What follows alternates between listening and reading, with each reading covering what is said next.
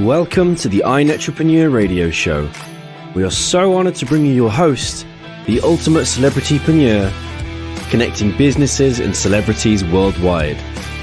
Winner of the Networking Organization of the Year, best-selling author, magazine publisher, trainer, and owner and founder of Network Together and the iNetrepreneur Media Network from magazines, TV, and radio network. We're excited to bring you your host, Mr. Robert W. Jones.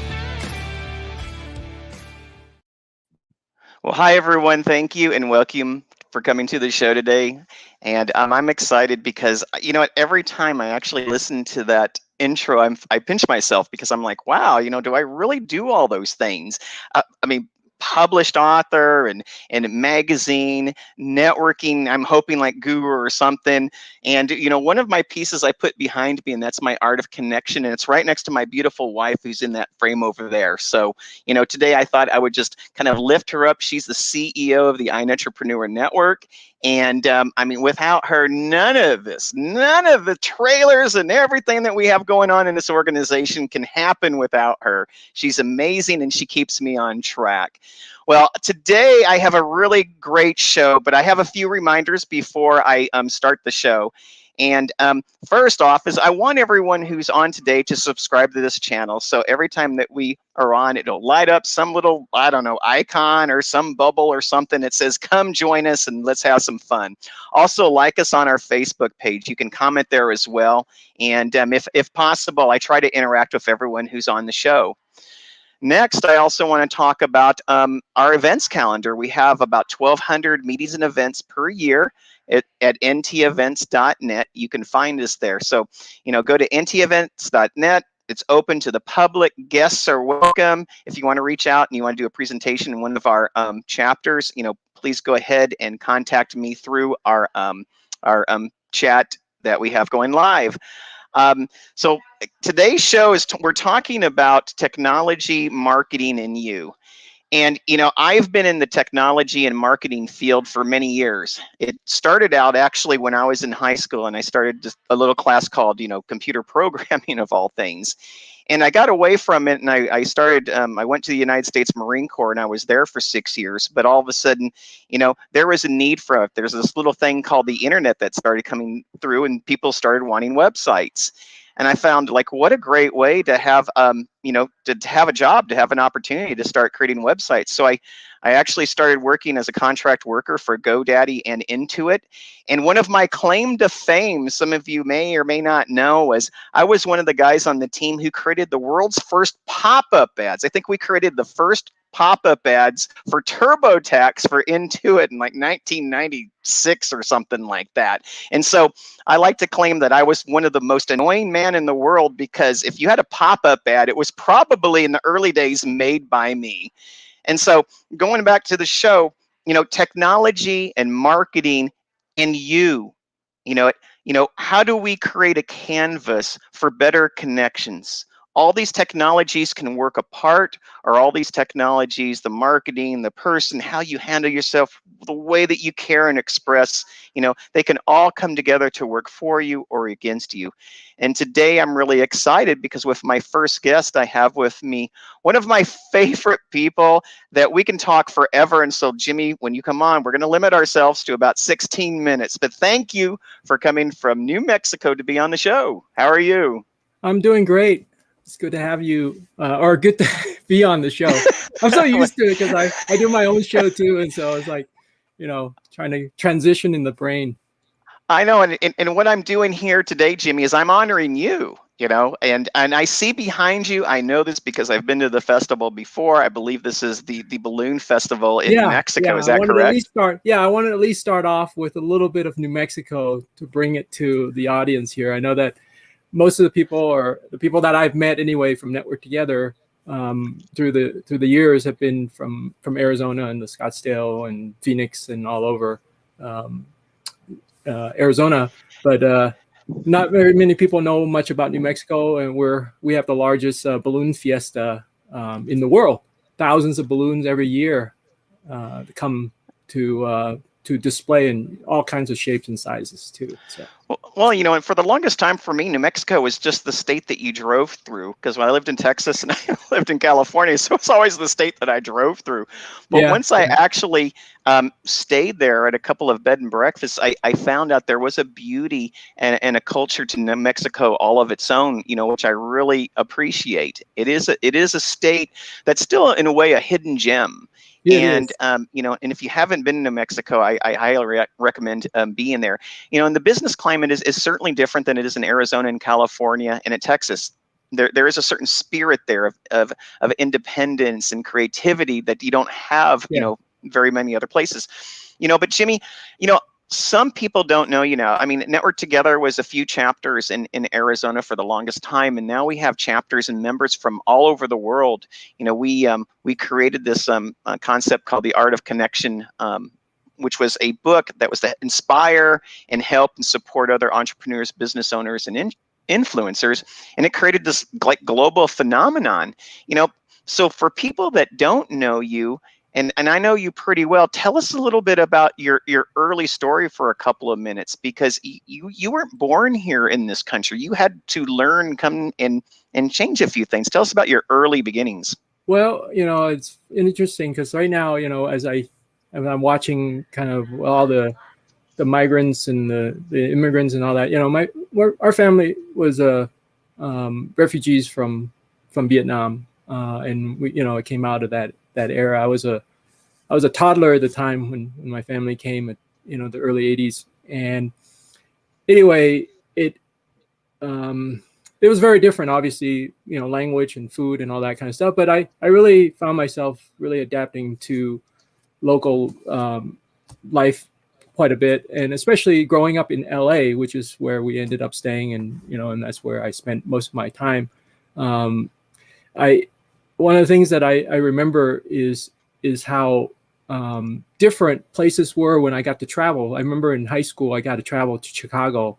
If you go in California up and down the coast, it's almost very similar. There's a lot of similarity, but when you go back east and to places where there's more like snow, for instance, I remember going to Tahoe with my uncle and my grandparents and so forth, and seeing snow and having fun in the snow. I mean, that was an experience because growing up in Southern California, you don't get that as a regular thing. So yeah, and and speaking of snow, later on in life, a lot of people don't know that you actually worked on the Mars project, and the Mars I rover, believe with NASA. Yeah, the Mars rover. Yeah. Tell us a little bit about in technology, some of the things you've learned and applied with your robotic arms, right? Well, no, actually I didn't. I mean, well, when I started there, I was doing a project for some research project with robotic arm, but later on when I actually joined the Mars rover project, I was more because I had a hobby with electronics, and so that's kind of how I got started. And the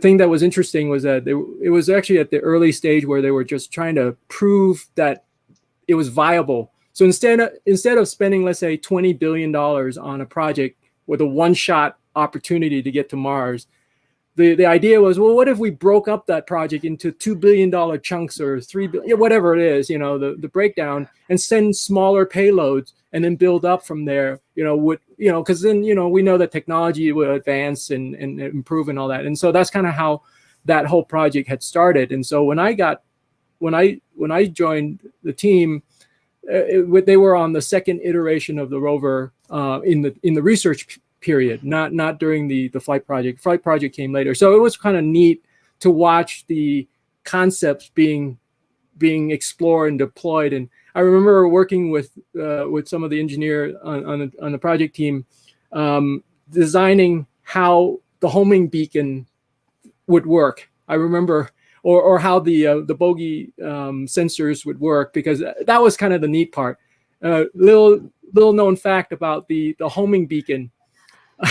So one of the engineers had the idea of getting a headset that at the time, this was back in the early 90s now, you gotta remember, so I'm dating myself a little bit. And so you have to have these two parts, right? You have the lander and then you have the rover.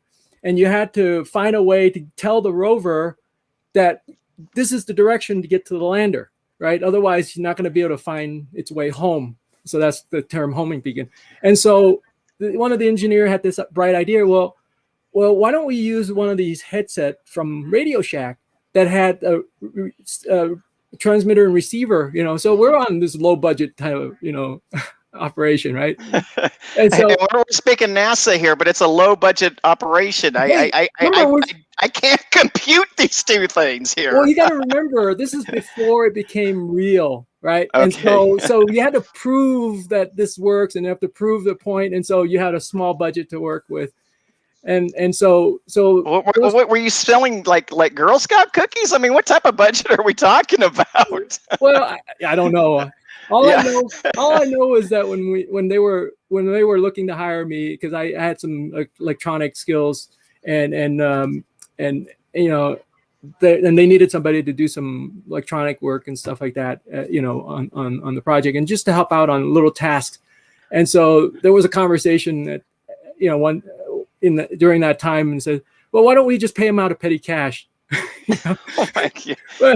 Your budget, right. Yeah. Right. So, I mean, I want to jump in here, Jimmy, because I want to take too long, because I want to get to some other things too. Yeah.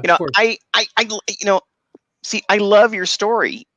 I love your story, and why I say this is, you don't even know your birthday. You came here on a boat, from Vietnam, and here you are working for a para-governmental agency, I guess, NASA, on a project, a lunar rover arm tackling, whatever project that's going to end up on Mars. How cool is that? Yeah. I mean, that's amazing. But here you are, working with what I call an organization that's very institutionalized, and somewhere you must have had a decision to say, wait a minute, I love my technology, but I also want to make my own impact. And so somewhere, I kind of want to get that pivot point. When did you say, Sure. you know what, I'm going to leave this to go from having a paycheck, this is the crazy thing about entrepreneurs, to not knowing if I'll ever have a paycheck again, So tell us a little bit about that. Well, just to give you got the time frame and the context, right? So I was a junior in high school at the time when I was working there, and so that gives you kind of a timeline. So that was my first career, and so I was there for 6 years, kind of working on artificial intelligence, kind of programs. Yeah, and stuff like AI that. before we really knew it was AI. Yeah, right? This was all in the early stage. I mean, and so I went to college, and it helped me get through college, working there part-time and so forth. And then after college was when I first really got out of that field. I said, you know what, the politics was just killing me. I remember being shuffled like a card between the departments, But again, this was remember, you got to realize that I'm this young kid and I'm in this adult world that I'm trying to figure out, right? So now it may not be what it was, but that was what I felt like. I was being shuffled between department, and because that was kind of how the budgets had to be filled, and where the money is, that's where you work. That's kind of how these government agencies work. So I actually spent another, so my second half of my career, or second career, I should say, was as an IT consultant. That's actually how I ended up in New Mexico, and it was really at that point when I started to see kind of business and because working as an IT consultant, you do software development, but then you really got to see how businesses interact with the software and all that. And that's when I decided, I had enough of this corporate life. And so I had a pretty cushy job, believe me. I was traveling 100%, which was great because I was a single guy, no problem, right? But the life was getting a little bit old too, because I would only be home 6 days out of the month. So you can imagine what kind of social life you can have with that, right? Schedule. And so I decided, I'm going to just start my own business. And so I started a consulting business, building websites and doing all kinds of geeky techie things. Well, I love geeky techie things. So anything that's geeky and techie, I mean, that's why you're on the show, Yeah. But it's not just about the geeky and techie. I mean, I and I talk about this about value, and I believe I was talking to Holly about this the other day, and she's coming on the show later. And I say it, you can constantly add value, but is it value that has any meaning at all? And Jimmy, I think some of our conversations have been, it's like, you go to these events and they give you a value stack, which is 150 feet long, but to true value, it might be only 2 inches deep. Yeah. And you and I have talked about that. Value is not what I'm offering. Value is what the receiver, desires and wants and gets, and it's their interpretation of that value. And so much of the time we vomit value on people, and we really don't provide meaning. And why I'm saying this is because, what I really like about you, Jimmy, is, you learn your client first before, and I hate saying this, you vomit the value. And see, that's what's the part about technology and these connections, creating a canvas of connections by utilizing technology. Tell us some of the ways that you utilize your power of connecting with people to help them fit the right technologies. Well, the first thing that, my rule is, and this is one of the things we've talked about, right, before, and that whole idea of high tech requiring high touch, right? And the problem is that a lot of times I think people overlook or minimize that requirement of high touch and make it into noise as a result of that, right? So like, for instance, social media, it's easy to just post a whole lot of stuff. And so people do that and it becomes noise, and then it just becomes more of a burden than it is value, right? At the end of the day. And value, I think, has to do with how, not just what is perceived and what is presented, but also how much of it we can assimilate into ourselves, into our business, and so forth. And so if we can't do that, then there's no value really in what we offer. It just becomes another book on the shelf or whatever, right? So unless we can actually internalize it and apply it, it really doesn't mean anything. And so to me, one of the first rules that I look at, especially when it comes to automation, because that's what I deal with a lot these days, is automation. How do I create the sequences and the connections so that there's a process that is being done automated, right? But I also don't want it to be where people just kind of get vomited on, like you're saying. Okay, and that's really one of the big problem, is that that's what's happened, is that the technology kind of, you're looking at a full circle right now that's happening. Here's an example: call centers, right? So back in the days, we didn't have, call centers, and then all of a sudden there was this explosion of call centers, right? And then you see from call centers, it was too costly, too whatever, and so they are now putting, automated people to answer phones. So you put it through an IVR system, and then all of a sudden people are hating the companies and all that, right? And then you see people coming back to where now you have companies that are offering the personal conversation, right? I remember watching a Discover, a Discover commercial for the credit card, Discover, and the idea was like, we treat you like you treat you. And it's like, isn't that supposed to be how it worked anyway? Why does it now have to be a slogan in order for you to actually trust to work, to understand, to deliver it that way? So, Jimmy, we're getting closer to the end of the segment. So, one of the things I always like to do is, I say sometimes it's like the news that you can use, so people that are watching the show, are there like 3 really hot tools other than what Ira's going to talk about? Because I'm going to let Ira expand on marketing and LinkedIn and in the next segment. But what are like 3 tools that are right now tools that you see that are very, very, very powerful for the entrepreneur? So the live streaming stuff is still very powerful. If you don't have a podcast for your business, start one.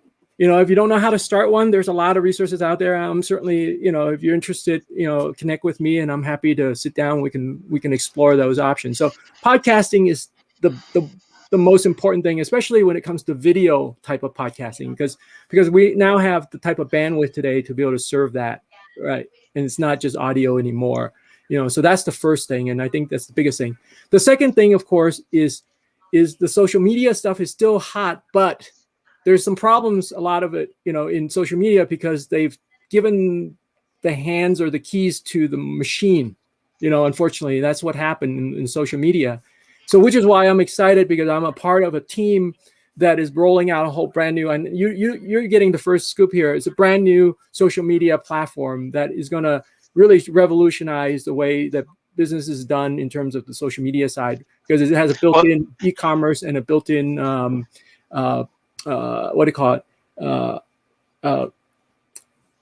I can't even get into it right now because we don't have enough. Okay, but I get you, because one of the things I say is we've gone from being in person, and then we've gone to some traditional media, and then we go into multi-channel marketing, and now we have this thing called omni-channel marketing. And omni-channel marketing is really being able to create messages that can go through any type of funneling methods. Yeah, exactly. And it's opposed to every arm doing its own separate thing. Well, Jimmy, I have your information going across the here below. Is there any other ways that we can get a hold of you, or what's your favorite form of contact?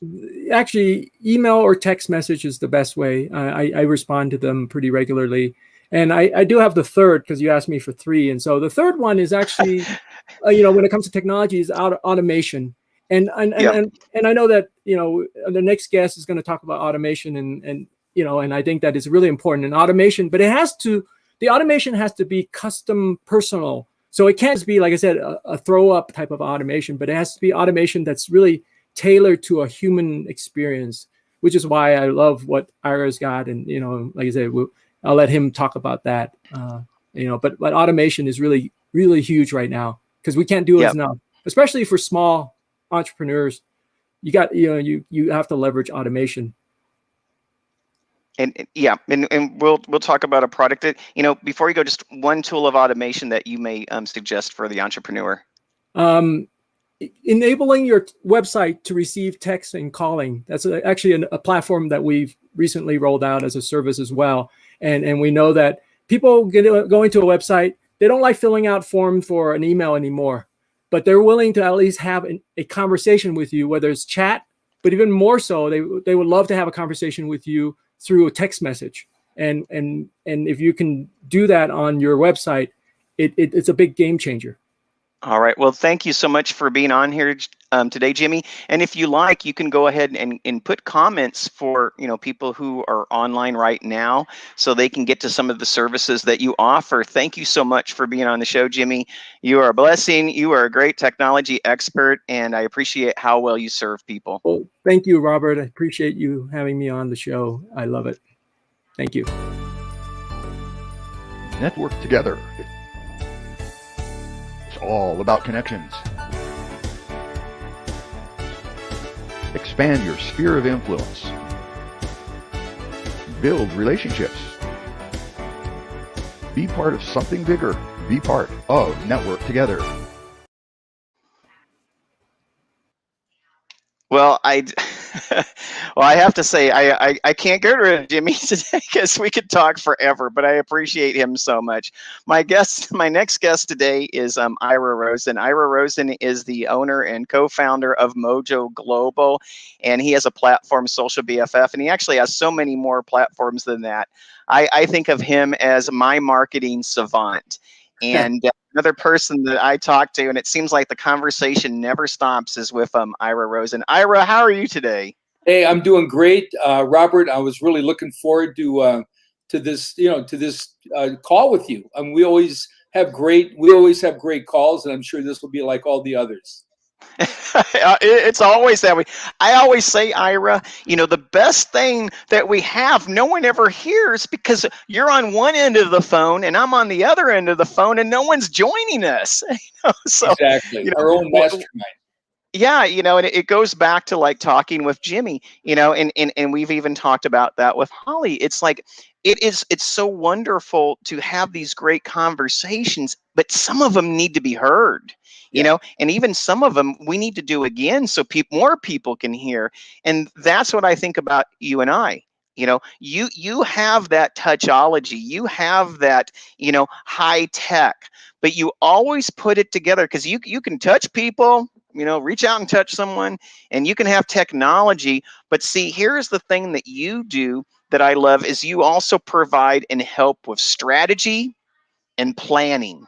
Because if you don't have a sound strategy to do the one thing that we need most, and that's getting clients, you will not have a canvas created to, to aspire towards that great performance. And, I'm not going to go back as far as with Jimmy with his life, but, there was a time early on with Mojo Global, and I think what you hit on, and I don't know what that epiphany point was, is you said to yourself, this video thing is going to take off, and I want to be a part of this revolution of utilizing video, to help entrepreneurs get seen. Can you tell us a little bit about that, Ira? Yeah, I mean, that goes way back. That's like 13 years ago, and we were pioneers in mobile video. You could send a video from your mobile phone in a text message. So we were actually doing mobile video marketing before Google and YouTube, which was, we were like way out there in front. So we created some softwares that were pretty amazing. And then we eventually sold that company, and we went on to other things. And then we found out about LinkedIn, and intuitively, as soon as I really understood this is where all the wealth is, this is where all the business owners are. And we used to go to lots of events, and I love live events, but I thought this really would leverage out your time where you could really do online networking in a very efficient way. So, but there's a lot of things you really have to understand about LinkedIn, because it's a very, it's an interesting animal. There's a lot of ground rules, a lot of things you can't do, a lot of things you can do. And from your own experience, it can be complex. And so that's where we come in and help people really understand and leverage LinkedIn. Well, and one of the things I like is I like to study a lot about people and personalities and what drives them. And I remember kind of this thing called the Rules of Three with Jim Rome. And, and he talks about, people are like three chairs in the room. You have the people that always buy, you have the people that will never buy, and then you got everyone else in between. And it is so true. It's just like that typical bell curve. And, one of the things that I think that people don't know is LinkedIn. Here I'm selling LinkedIn. I'm selling your services already. I just can't help it. I mean, I just can't. The best. I always say, if you have a satisfied client, they'll sell you better than you can sell you. So I'm going to sell you. Okay. So, when you look at it, when you look at those three chairs, LinkedIn actually really closes the gap between those that are straddling, because you can get that conversation flowing much faster than telephoning or getting in your car and driving somewhere or taking the flight or bringing over the Dunkin' Donuts with a coffee to someone. I mean, it really, because the clients who love you, do the big things. Alex Stern taught me that. He's like, with the little clients, you email them. With the bigger clients, you call them. And with the biggest clients of all, you get on the plane and you go to them. And I think that you've created kind of a similar situation, with Social BFF. You help create a plan for the intended audience. Tell us a little bit about that methodology within your system. Yeah, I mean, so we've created some technology that we're pretty excited about. It's and we have a proven process and a system. And you always, in marketing, you've got to have a system. You do not want to throw spaghetti against the wall. And I think focus right now for everybody is the most important thing and the most difficult thing, because with all the disruption we've had this last year and the uncertainty, we're pulled in many, many directions. So one of the things that we do is when clients work with us, we get them really focused in on the things that are going to make them money quickly. One of the things that's really important, I mean, we cover three things when we work with our clients. Number one is we brand them as an expert. We dramatically increase their LinkedIn footprint through their profile. We do a press release. We have them on a radio show.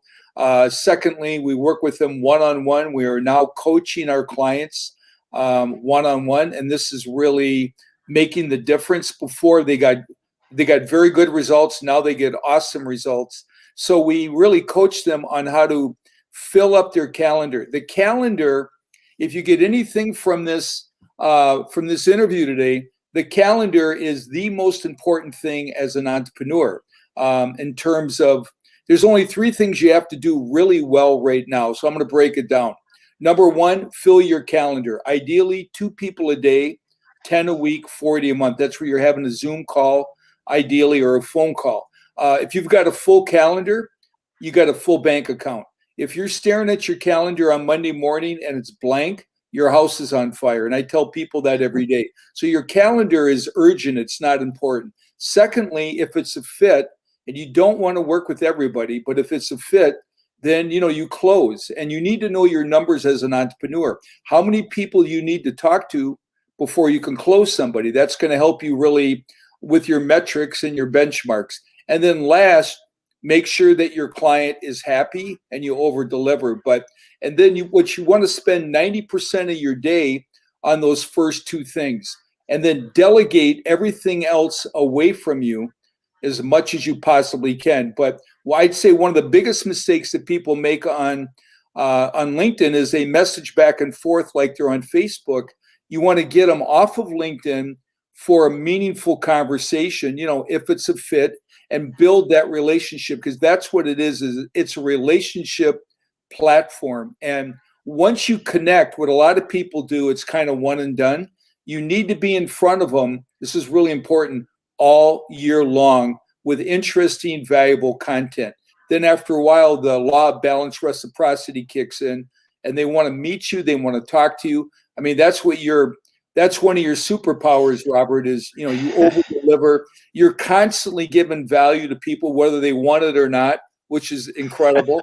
But it comes from your heart, and it shows, and you're really authentic. But that is the key to really having success as an entrepreneur. One of the keys, because it's like a puzzle. There's many, many little pieces. It's not one thing that's going to just that magic bullet. But LinkedIn it's the best kept secret on the internet. I would say that if somebody were to learn one thing this year, master one thing, I would say it's LinkedIn. I mean, you really learn it, you own it. The messaging is tricky. What worked before doesn't work now. They're constantly changing things. Also, the targeting, you have to get that right. Your profile has got to look awesome. But those are some of the basics that we talk about all the time. But we have a very committed team of 26 people that are right there to help you every step of the way. And you've worked with some of our team, and so from personal experience. Yeah, absolutely. And here are some other things that you and I've also talked about. Ira, we've talked about the money, we've talked about the time, and we've talked about the energy. And if you don't know how to apply the first 2, you will just run out of energy very, very quickly. And and Holly and I can't wait to get her on the show, because of one of our prior conversations. I talk about your business plan and I talk about your life plan. And it is so important, especially for entrepreneurs, to do those revenue producing things first before they do anything else in their calendar as well. It's not just having a full calendar. It's making sure that you have your success to start your day, because it will end the same way if you have the success in the beginning of your day. And so many entrepreneurs, they run out of energy because they do the most exhausting tasks, which aren't productive, which aren't producing, in the beginning, and they put off the things that matters to them most. And really, that's conversations. Conversations, start everything in business, and that's something that you train as well. When you're looking at business, it's not just pushing buttons and flipping pages and then listening to video. It's actually putting an action plan so they can get straight to what they do best, so they can deliver it to those who need the best. Yeah, absolutely. You're so right. And one of the things that everybody's doing right now, that because of what's taken place with disruption, and there's LinkedIn right now is very overcrowded because everybody is on there. It's the number one platform. And so how do you stand out? How do you stand out as a trusted advisor, as that authority figure? I mean, how do you do that? And one of the big challenges, one of the things that we've really uncovered and cracked the code on, is instead of chasing your prospects, how about changing the conversation and they chase you, or they book into your calendar? If someone books into your calendar, you have a high probability that that person at some point is going to become a client of yours. And of course, you want to be talking to people that have intent and they have the capacity to become a client. That's why LinkedIn is amazing. Average income is $120,000. Facebook is $60,000. So who would you rather spend your time with all day long? I always reference the 4-Hour Work Week. You talked about time. I thought it was a very important book years ago where 80%, according to Timothy Ferriss, and I knew this long before the book, 80% of our day is totally and completely non-revenue producing activities. And so if you can double your lead flow, qualified leads, you will double your income. There's nothing here that's really complex or highly intellectual. It's raw numbers. And so people have to be very protective of their calendar and how they spend each day. I mean, I always have a goal of when I get up in the morning, how can I squeeze a day out of 1 hour? Now, obviously, that's a stretch, but that's how I think. I work with urgency and I work with, with speed. And I think that's important. Because unless you can master your time, everything else just gets away from you. You're right, Robert. You do run out of energy because you're spending on all these things that will not make you money. And so there's a lot of pieces to the puzzle, but how you manage your time is critically important. I would say a lot of entrepreneurs are just going through the motions. They don't have the hunger, just to get real here. Just getting a business card and having a website does not really make you a true entrepreneur. You got to be a warrior. A lot of entrepreneurs just quit way too soon. They run into a jam. Their why isn't big enough. They don't have enough passion or excitement, and they just quit. Then they go on to something else, and they run into some obstacles, and they quit. And there's a pattern there. So I'm a huge advocate of people really getting their inner game straight, which is their mindset, and then of course their outer game. And you and I have had many conversations about that. Well, yeah, and the other conversations that we've talked about, fully, as our segment goes way too quickly, doesn't it, Ira? It does. But like this, I have paid to have speakers on our stages. I've had speakers pay me to be on the stages, and then I've also done co-broking of the people that come from my stages. I hire people, and I hire them, frankly, so they can create great value in conversations for our audience. And you said it again. I mean, with Jimmy and with you, and I'm sure with Holly, I say this to speakers all the time who want to come on our stages. They always ask me, how can I get more gigs? How can I be a better speaker? How can I get an audience? How can I have a following? And I say, you know what? If you have valuable conversation, it will all come to you. Even if you aren't classically trained, quite frankly, those who are classically trained that don't have valuable conversations will run out of energy quickly, and they're out of the industry. And it's the same thing with speakers as it is for people that are in LinkedIn. If you don't know your conversation, you will fail. But here's the thing, and nowadays in this environment, if you don't know your technology and you don't have your marketing plan, you will fail as well, because each one of those ways will create a space where you will fail in energy over time because it's too hard. Yeah, it is too hard, like you said, to throw spaghetti against the wall and have it come back with the tree of money. Well, Ira, I mean, as always, I'm going to put your banner across here. Tell us some ways that that your preferred ways of people getting a hold of you. Okay, I mean, right on there, my email, ira@mojoglobal.com. That's always the easiest, and of course, my phone number. You can just call and reach me that way as well. But if you have some interest in really learning more about LinkedIn and filling your calendar and growing your network at the rate of 500 people a month. So in 1 year, you'd add about 6,000 people, not just connections, but raving fans. And we show you how to do all that. Yeah, and here's something else that's very, very powerful, and we've talked about it before, is success begets success. So then all of a sudden, once they see you starlighting up, other people, they want to be a part of it because they feel the energy rushing in, and they want to make sure that they're following that energy as well. And Ira, every time we're going to have to create our own show, I think. But I appreciate you so much. Thank you for being on our show today. You're special in my life, and I just want you to know that publicly. I can't, like I said, I can't enjoy too many more people in life than you, or I'd have to go marry you, but I'm already married. So there you go. Thank you so much. All right, Robert, I feel the same way, and I certainly enjoyed this and look forward to our next conversation. Network together. It's all about connections.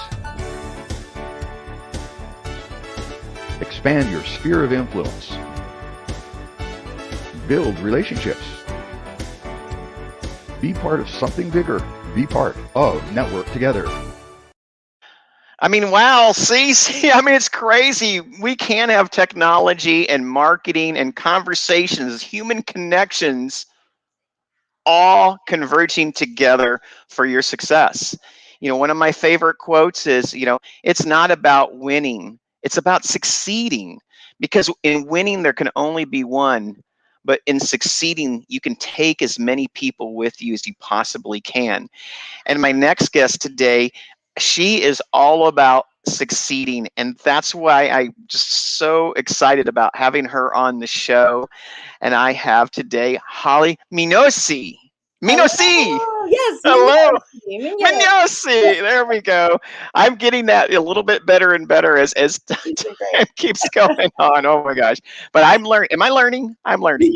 You are. It was beautiful. Yeah. Okay. Well, thank you. Well, I appreciate you being on the show. And what's really interesting is we found each other. We found each other through LinkedIn of all things. And I was just going in there and I was typing a message, and I had this crazy idea, Holly, that I really wanted to help the world in a different way. I wanted to help other entrepreneurs, business owners, and influencers get support, have hope, right? And be inspired. And you saw me go out there, and whatever I wrote in the conversation that I attempted to start, you saw it, and you believed this is something that was true. And I appreciate that, because it's still like when you have someone in a different state, reaching out, you could either say no, or you could say yes. And you did the yes. And I really want to appreciate you for that. Oh, well, thank you so much. And you also came highly recommended by one of my clients. Really? Well. Yes. Did I know that? I didn't know that. Did I know that? Yes, I heard about the Art of Connection, and I said, wow, I love this opportunity. I love the idea. And Shar McCready said, oh my gosh, Robert, you got to talk to him. You got to meet him. He's amazing. He's the real deal. And I was like, all right, let's have a conversation. Let me see how real deal this guy is. And I was like, oh yeah, we chatted and spoke with Sean, and it was off from there. Yeah, and it really is amazing, what that real deal looks like.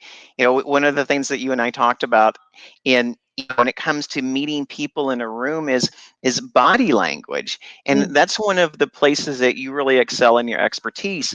And I know you didn't just drop on earth and all of a sudden you were this mega star, successful person, going across stage with your elephant-sized microphone in the background.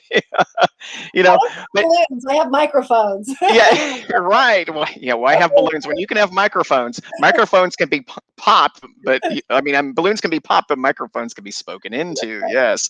So tell us a little bit about the Holly, maybe earlier on, and some of the things you kind of went through to start finding your own story before you became the storyteller yourself. Yeah, well, thank you. And while we're on the topic of entrepreneurship, I would love to share, also that I've kind of always been an entrepreneur. Like my first company, I guess you could say, I was about 6 years old, and I was cutting all my neighbors' flowers and then packaging them as a bouquet and selling them back to my neighbors door to door. It's been in my blood. Yeah. oh my goodness. That is clever and probably very profitable because he had no cost of goods sold. Exactly. And then to this day, I'm like, do they know that they were buying their own flowers? I don't know. Maybe they were just saying yes to the little girl at the door, but I was off to a great start. That was much more successful than my second option, which was I was collecting daddy long legs, put them in a wheelbarrow and sending those door to door as organic spider killers. But that didn't go so well because the product kept leaving.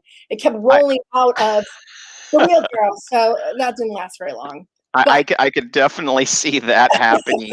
Oh my gosh. You could have seen the look on their faces when they opened up the door to see, what I was Oh offering. my gosh. You know, I will tell you this. You do have a history of fitness training and modeling and being on the stage, so to speak. And one of my favorite writers, William Shakespeare, said, all the world's a stage and we're merely players. And today, wouldn't you agree? Today, it's more important to ever to know that every time that you go out that door to go to any place or anytime that you're even on a Zoom call or in a meeting, you really are on stage because one, not only can people see you, it can be preserved. Oh yeah, and replay. Yeah, hit the replay. Wait, I didn't mean for that to go out. Right. And, speak to that a little bit, because that really, because that really comes from a certain amount of mindset. We had Jimmy, he talked about some technology tools, and I always say technology tools are only as good as the conversations. And then we had Ira, and I call him like he's my marketing savant. Ira's amazing, but again, that marketing can bring people to you, but they still won't, go through the door unless you do what? You're open for business. You have the right attitude. It's the smile. It's the way that you engage. It's that initial conversation. Why do people fail with those first words that come out of their mouth, or even the posture that they have with the person that they want to do business with? Why is that? There's so many different ways I can answer this question. So the through line between what Jimmy was talking about and Ira, what he was talking about relationships and conversations, and Jimmy was talking about podcasting and getting yourself out there. And the two things that I work with experts on is their personal story, because now it's not just about the corporate brand.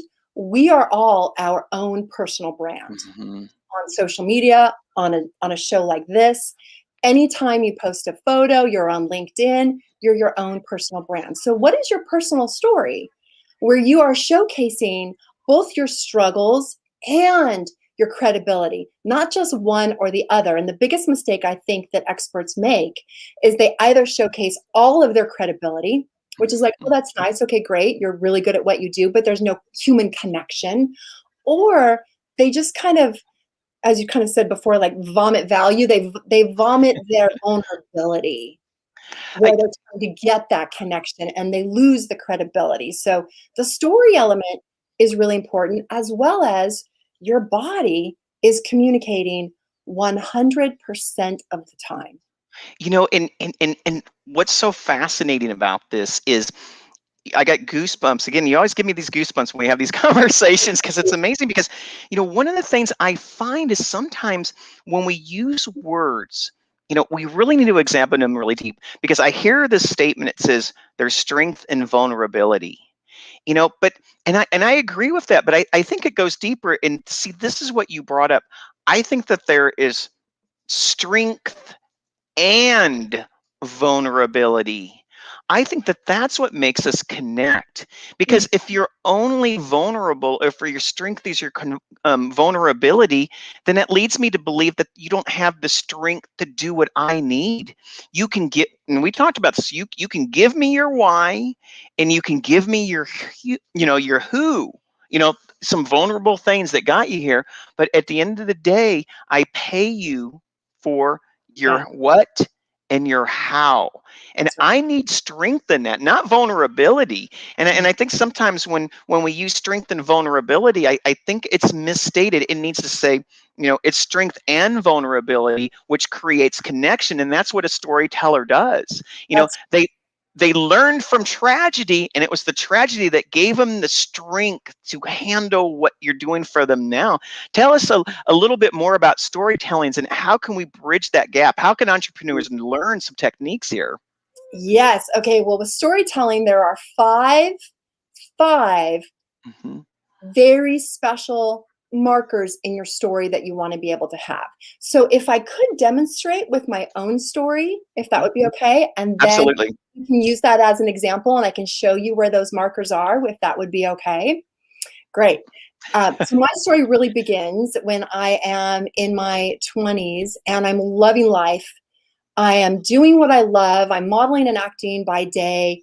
Also, emceeing some fashion shows. And then at night, I'm a teacher. I'm actually teaching at a modeling and acting company, helping those from the ages 4 to 74 break into the business. So I'm doing what I love, helping people and making pretty good money. In my early 20s, I was like, okay, I've arrived. This is life. This is all great. Until it all came to a screeching halt. My boss, John, called all of us runway instructors into the room, and he announced that he was taking the company global. And to be the #1 modeling and acting company, all of us, we had to look like celebrity models and actors. And in that moment, I knew I was in trouble because I don't look like a celebrity model. Celebrity models are 5'9", 5'10", 5'11". I'm only 5'8". And they're very slender. They have a very specific body style, I guess you could say, which is not my body style. I'm more athletic and more curvy. And then he proceeded to pull out a measuring tape. And he asked for each of us to stand on the runway.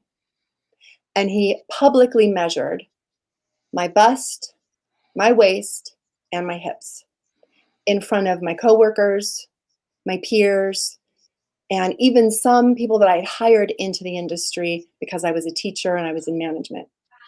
And he announced when he got to the measurement of my hips that I was fat. He measured my hips, turned away, looked at everybody else and said, if any of you have this problem, fix it or you're fired. Wow. Yeah, talk about public shame, humiliation. And this is back in the 90s. We didn't have the standards of fat shaming, using, air quotes, like we do now. It was horrible. And I felt like I was the bad apple of the bunch. Everyone else was perfect except for me. I was the only one who had this, quote, problem. So I did whatever I could to lose weight. I was exercising, diet, buying shakes and powders and pills, everything you can imagine, guaranteed to make you lose weight or your money back. But nothing worked because I was a size 4, Robert. I was Wow. not by any means overweight. And I know you don't know this, and this resonating with me because I used to work for Chanel. And when I worked with Chanel, we used to put on lots of fashion events. And, I only have like certain sizes that I'm allowed to utilize with the models that come through the stage. And if they don't meet that certain size and height, they don't get on my stage. And there's nothing I can do about it. So I totally get that. Yeah, it really meant, like, for me, life or death. And here I am in the early 20s. And prior to this, I had really good self-esteem.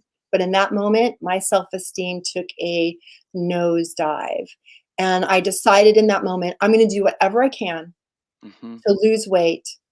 And there was nothing I could do. The weight wasn't coming off until one of my friends offered me a bag of white powder. And it was, and she said, try this, see if it'll work. And wow, in just a flash, in just a couple weeks, all of a sudden I lost weight. I was walking down the hallway in my new sleek physique, getting compliments from coworkers, accolades from my boss. Robert, I got a raise. I got a promotion for basically treating myself awful for using drugs. Basically for starting your addiction. Thank you. My addiction lasted over 10 years, off and on and off and on. I tried to quit, but I couldn't quit because I knew I would lose my job. And I loved what I did. And eventually I met someone, got married, we had a child. Now, I could quit drugs while I was pregnant. You're allowed to gain a little weight while you're pregnant, right? That was no problem. But after a few years, we had some problems in our marriage, and the old frenemy of cocaine came back into my life until the day it got really dangerous. I walked into my bedroom. My daughter was 3 years old, and there she was sitting on the floor with her blonde hair and her blue eyes shining up at me, and she was holding my drugs. Tragic. I was horrified. My heart fell into my stomach, and I rushed to her. And all I kept thinking was, please don't let her have ingested anything. I checked her mouth. There was nothing there. And I grabbed the drugs and threw them away. And in that moment, I heard what I call a divine download, because it wasn't coming from me. I heard questions. What if you didn't get there in time? What if she had ingested something? What if you had to call the police? What if CPS was called and she was taken away from you because you're using? And the worst question of all, what if she never knew you because she went into foster care, but she ended up just like you? And I did not like the answers internally that I heard to those questions. So in that moment, I decided I needed to quit 3 things.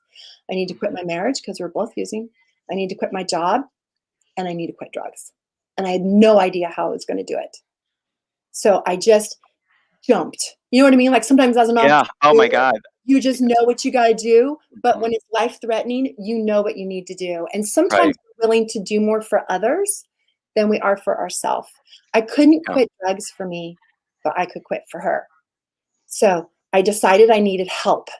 I really needed like professional help. But I was embarrassed and ashamed. I didn't want anyone to know. So I quit drugs cold turkey on my own without telling anyone. Now, if there's anyone in the audience listening, I don't recommend that. I recommend you get professional help. It's much easier. Right. Support, but this was my journey. So I knew I did need support. So I hired a personal trainer, Tom the Trainer. He was tall, dark, handsome, Italian. His muscles had muscles. I thought, I really need to get healthy from the inside out. And for the first time, Robert, he changed my whole paradigm of myself. He gave me compliments for being strong, not skinny, compliments for eating right, not for not eating at all. And my life began to change. He said, Holly, I think you're really good at this. You should be a personal trainer. And I said, I'm looking for a new job. I think you're right. So within 4 months of meeting each other, Tom the Trainer and I opened up Beyond Fitness Personal Training. And that's how I transitioned from the modeling and acting world, kicked drugs, and became a reborn entrepreneur, I guess you could say. I love it. Oh my gosh. Well, I don't know if you made the same margins as you did when you were doing flowers, but you seem to be very, very successful, Yeah. and with that story, you touch a lot of things. You showed movement, you showed growth, you showed vulnerability, you showed reaching the bottom, you showed like an epiphany moment, and then at the end kind of a new awakening, a new world. And I look for storytelling in each way, and I love that you express that. And and for everyone that's listening, see, Holly helps people define their stories, not just so you can beat yourself up. No. No. So you can also inspire others who may have been serving their own or similar stories, because there is, to me, Holly, we talk about, in my industry, we talk about loyalty is key. And loyalty matters, but loyalty is not emotion, really. It's not. What's emotion is the bond. Right. The bond between a mother and a child, or a bond between best friends, or the bond between two people who have a personal shared experience that no one else knows in the world. And to me, that is really, the conversations that more entrepreneurs need to know. Again, you better be good at your what, you better be great at your how, but how you can get there is by understanding the stories of your who in your why, because that creates the bond, and I call it the sustainability bond. That's something that is on forever. You want more clients? Create bonds and create service. A couple more questions, because your story, the segment went through so quickly. Darn it, I want more. Just maybe like three things. Entrepreneurs, when they go to a networking meeting, or if they're out in public, or if they're on a podcast, what are some of the things that you want them to have in their heart set and their mindset so they can perform better? What are just like maybe three things that they could like even meditate on before they just walk through that door and they say, okay, here I am?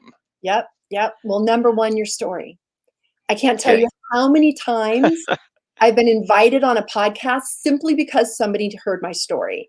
Because here's the truth. There's a lot of people that do what I do. There's a lot of speakers and speaking coaches and storytelling coaches or body language experts, but nobody has my story. And Robert, nobody has your story. Right. And for those of you listening, nobody has your story. So when I share my story, it connects at some very emotional level to someone who maybe they haven't had the addiction battle like I have, but they've had maybe a health issue, or they've had to give up something to do something for their family. So there's threads through my story. Yeah. They can find a connection. And some of my best clients, I follow back, go, how did this person find me? And they'll say, I heard you on a podcast. Then I went into your Facebook group, Shine on Stage. Then you made an offer to work with you, and I jumped on it. Because I knew who you were at the core. I knew I could tell you my story because you have compassion. So you must know your story. The three elements of your story that I really want you to get, because I wanted to use my story as an example, and then share those elements. The call.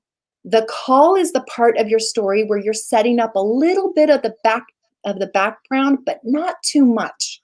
So in my story, the call is I'm letting you know that I was an expert in the communication industry, which I'm still in, modeling acting industry, which is also storytelling, and that I was publicly humiliated, which led me to use drugs.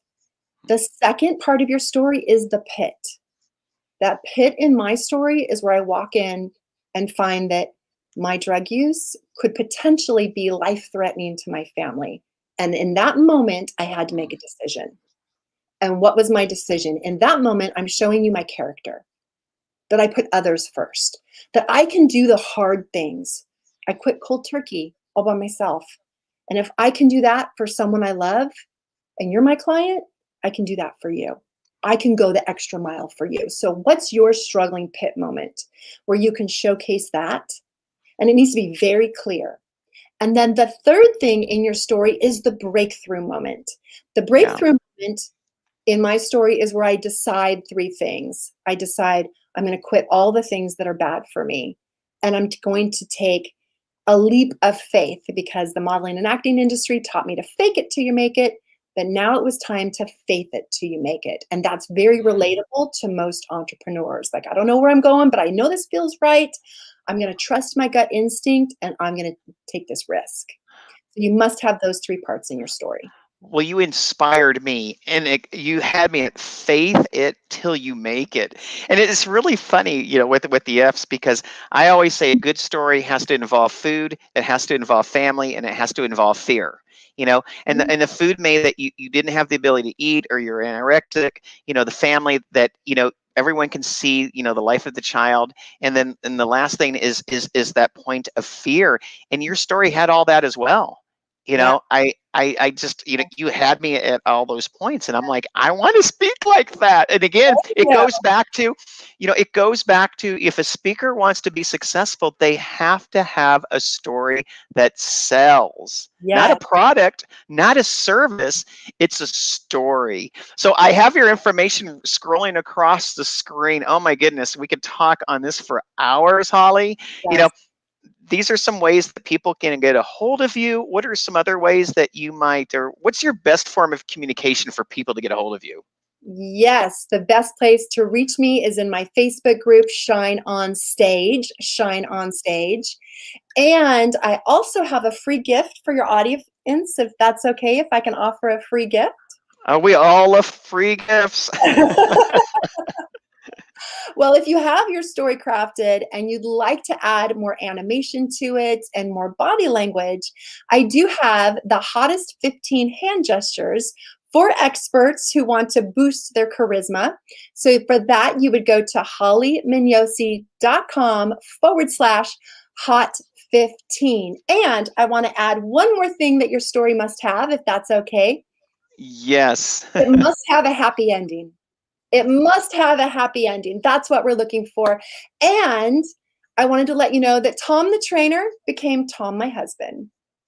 I love it. That is the best happy ending that you could possibly have, I think.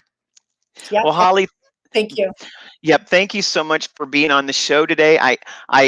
You and Ira and Jimmy, I appreciate you guys so much. Well, it was an honor for me as well to listen to the brilliance of Jimmy and Ira, because it was the first time I met them. So I'm honored to be here. Well, thank you so much, Holly. And I can't wait. We're going to have to do this again. Yeah, definitely. Thanks, Robert. Thanks, everybody. Thank you, Holly.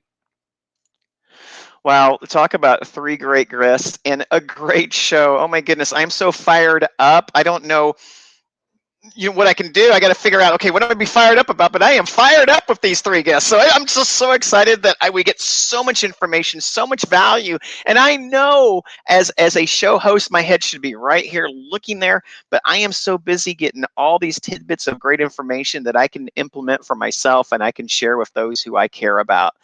Again, I'm Robert Jones. I'm the owner and chairman of the iNetrepreneur Network. We're an organization that brings entrepreneurs. It provides a place where they can go so they can grow.